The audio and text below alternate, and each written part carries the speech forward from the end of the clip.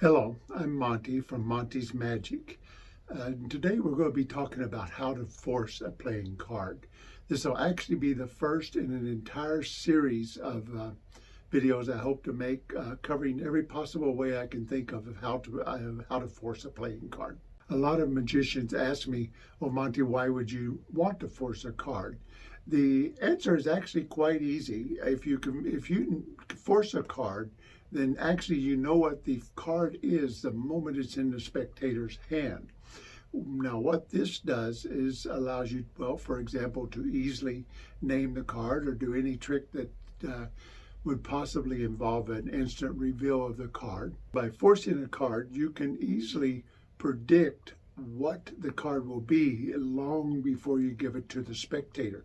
So on stage, you'll see magicians do things like put a card over here and say, now I'm going to name your card. I'm going to put a prediction in the envelope over here and we'll see what it is later. Then you go through, put a spectator selecting a card or something like that, and you can easily have the spectator open the envelope, and of course it will match their card. An example of a routine that might be used by forcing a card or done with forcing a card would be, say you're performing for a party or something like that, and let's say a birthday party, prior to the event, you would hand the birthday kid a present wrapped up, and inside it is a card, and tell the birthday kid that we will actually open that up during the show. Then you would simply bring the kid up, tell him to bring his present with him, have him freely select the forced card, and then go through a little bit of patter, and when you have him open up the package or the present that he brought with him, and when he opens it up, it of course will be a duplicate of his card or a prediction of his card. I actually have several things. If you subscribe to my channel and look at the playlist, Is That Your Card? You'll find several card reveals. And a card reveal is simply when you know what a card is and you come up with some really neat way of telling the spectator, is that your card? Well, in this playlist on my YouTube channel, there's several different reveals. In the section, Is That Your Card? And you can actually take a deck of cards, show it to any spectator, and then send him to one of these videos on my my YouTube channel, and it will reveal the card to him or her. Frequently asked, are there any special skills required to forcing a card? That answer varies an awful lot. Yes and no. Sometimes there is and sometimes there's not. There are some forces that are extremely easy to do. You can learn how to do the force in just a matter of minutes. And there's some forces that take a lifetime to learn.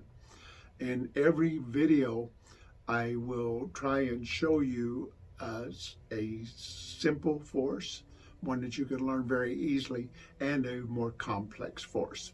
A really experienced magician that does a lot of forcing of cards can actually force probably any card they want in the deck at any given time and have you select that card.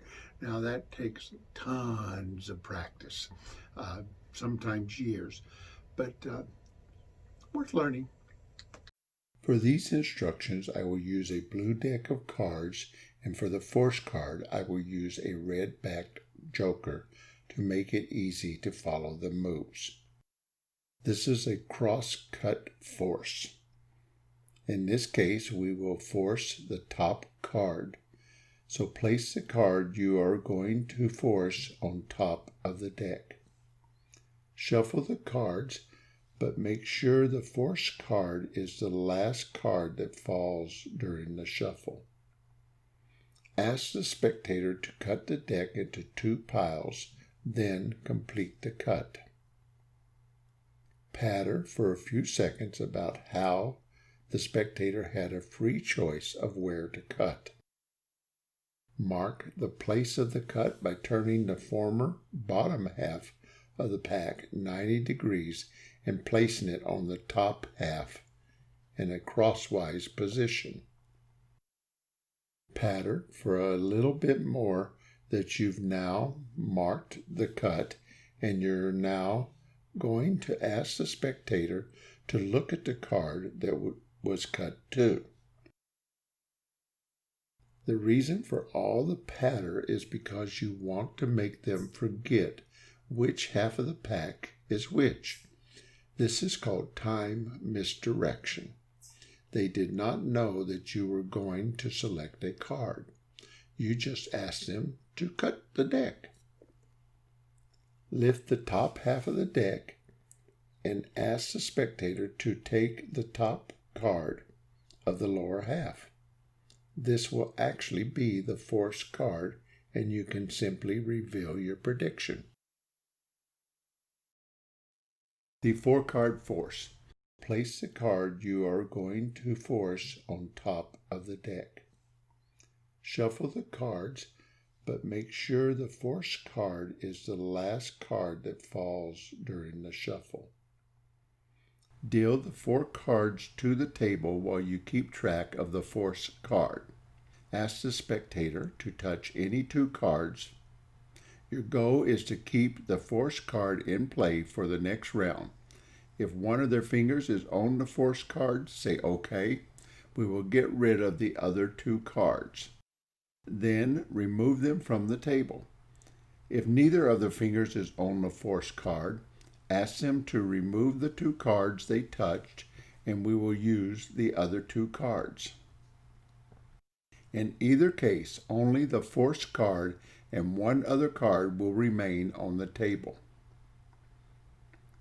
Now, repeat the process using only 1 finger. If they place their finger on the forced card, say OK, we will use that card. If they place their finger on the other card, say OK, get rid of that one, and we will use the card left on the table. With only 2 moves, you have forced them to pick the selected card. The spelling force. Place a 4, 5, 9, Jack, and King in any order on top of the deck. They can be any suit and in any order. Place the card to be forced immediately under them. Shuffle the deck, but keep these 6 cards on top of the deck.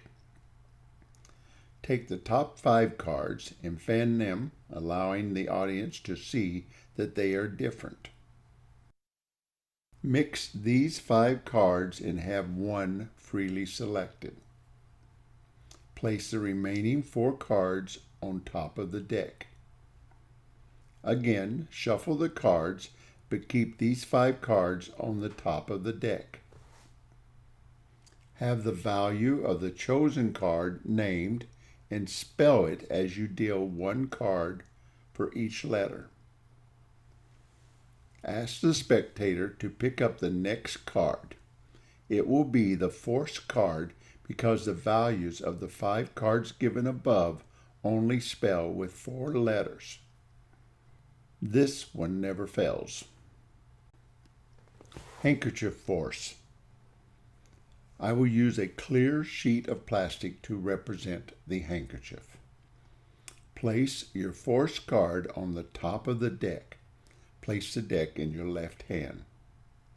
As you drape the handkerchief over the hand holding the cards, secretly turn the deck over and ask the spectator to take the deck through the handkerchief, then drop as many cards as they want into your hand. Under cover of the handkerchief, turn the lower half of the deck back over. Remove that part from under the handkerchief and ask the spectator to take the top card. This will be the force card. The classic force. The classic force is probably one of the easiest to understand, but one of the most difficult to do. It is all about the timing. Ask a spectator to shuffle the deck and return it to you. Note the bottom card of the deck. This is the card you will force the spectator to select. Cut the cards to bring the bottom card to about the middle of the deck. Hold a slight break at this spot. This is where the timing comes in. Ask the spectator to take a card as you fan the card from your left hand to your right hand. When you reach the card to be forced, expose this card a little more than usual. Then continue and say, "Just take any one you please."